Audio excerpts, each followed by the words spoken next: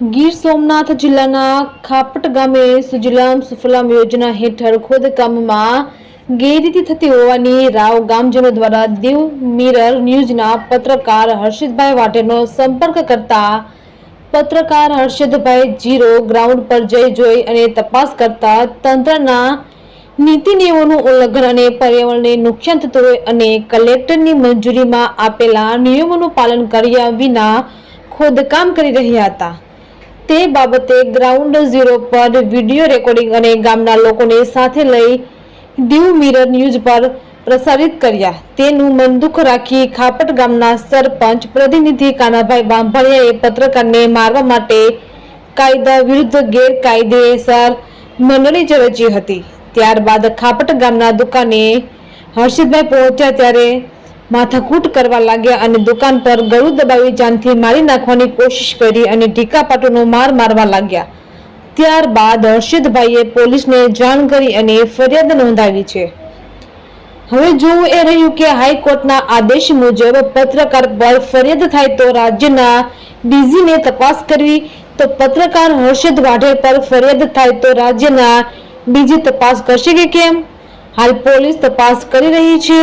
જો પત્રકારો પર હુમલો થઈ રહ્યો છે તો આમ જનતા સુરક્ષિત હશે કે કેમ તે મોટો પ્રશ્ન। તંત્રી પ્રતિક સાવલિયા, અમરેલી। નામ હર્ષદભાઈ લોજીભાઈ વાઢેર, અમારી દીકરી છે। હું પત્રકાર તરીકે કામગીરી કરું છું। આજે ઘણા વર્ષોથી પત્રકારિત્વમાં જોડાયેલો છું।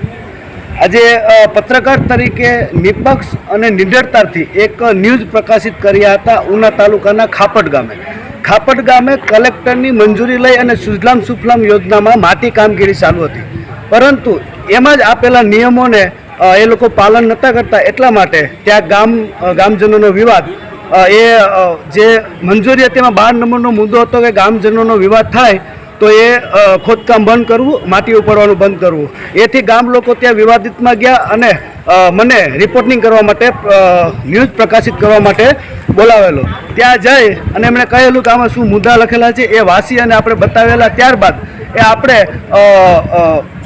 સોશિયલ મીડિયા થ્રુ અને ન્યૂઝમાં આપણે પ્રકાશિત કરેલી હતી જે મેટર હતી એ કે ત્યારબાદ આ સરપંચના પ્રતિનિધિ, ખરેખર તો સરપંચના પ્રતિનિધિ જે ક્યાંય આવતા નથી, પરંતુ કાના પાસા બામણિયા એના દ્વારા મને દુકાન ઉપર ઊભો હતો ત્યારે મારી ઉપર એટેક કરવામાં આવ્યો। મારી દીકરી મારી જોડે હતી, મેં એને કીધું કે ભાઈ મારી દીકરી જોડે છે, તું મારી ઉપર એટેક કરમાં। ત્યારબાદ એને મને ગળાસીપ દઈ, 3 વાર ગળાસીપ દઈ અને મને જાનથી મારી નાખવાની કોશિશ કરી। એ જે તે દુકાનના સીસીટીવી ફૂટેજમાં છે। ત્યારબાદ એને મારી સાથે ઝપાઝપી કરી, મારી દીકરીને મારી। આ 1 વર્ષની દીકરી છે, માસૂમ, કોઈને આને મારવું ન મારવું એને પણ એવું કંઈ જ્ઞાન નથી અને મને ભૂંડી ગાળો એટલી હદે દીધેલી છે કે જે મેં શબ્દ તરીકે વર્ણવી શકું નહીં। ત્યારબાદ જે દુકાનદાર છે એને શટર બંધ કરી દીધું। મારા ગળામાં એક મારા હતી, ચેન હતો, એ પણ અત્યારે નથી। એ પણ એને મારા ગળાસીપ દીધી ત્યારે ખ્યાલ છે કે એના હાથમાં જ હતો, એ પણ એને જૂટવી લીધો છે। આજે એ જે પત્રકાર તરીકે જો મને આવી રીતના એટેક કરતા હોય, આજે આપણે સત્ય, નિડરતાથી, સમાનથી આપણે જો પ્રકાશિત કરતા હોય ન્યૂઝપેપરોમાં અને ન્યૂઝ ચેનલોમાં, તો આજે આપણી ઉપર જ હુમલો થાય તો આમ પબ્લિક ઉપર શું? આજે તમામ મીડિયા છે એ તમામના વિરુદ્ધમાં જે કોઈ ગેરકાયદેસર પ્રવૃત્તિ થાય છે એ દર્શાવે છે અને આ પોતે સરપંચ પણ નથી, સરપંચનો પ્રતિનિધિ ધરાવે છે અને સરપંચ અમારે અંગૂઠા છાપ છે, સરપંચ સાઇન કરતા નથી।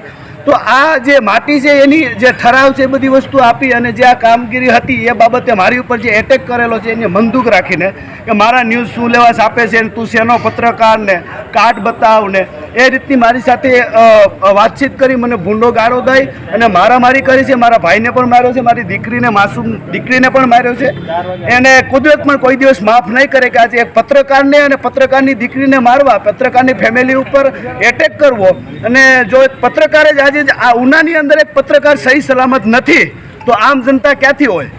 આ એવો લુખ્ખો અને આવારા તત્વ અને એવી હલકાઈભરી વાતોથી જે મને મારી ઉપર એટેક કરવામાં આવે છે, કોઈ આવારા તત્વો હોય, કોઈ લુખા તત્વો હોય, એ તો એક સરપંચનો પ્રતિનિધિ ધરાવે છે, પંચાયતમાં બેઠે છે, તો આવું જે આવારા તત્વો અને લુખા તત્વો જે વર્તન કરતા હોય એવું વર્તન મારી જોડે કરવું એ વ્યાજબી નથી। આજે જો મને ન્યાય નહીં મળે, આ વસ્તુમાં મને ન્યાય નહીં મળે. જે કોઈ ફરિયાદ થાય એમની પાસે એ પણ કોઈ પણ જાતની સામે કોઈ પણ ફરિયાદ કરે, પોલીસનો તપાસનો વિષય છે, પોલીસ જે તે તપાસ કરે, પોલીસ મને ન્યાય આપશે. એ મને પોલીસ માટે અને ઉના પોલીસ માટે મને વિશ્વાસ છે કે એ મને ન્યાય આપશે.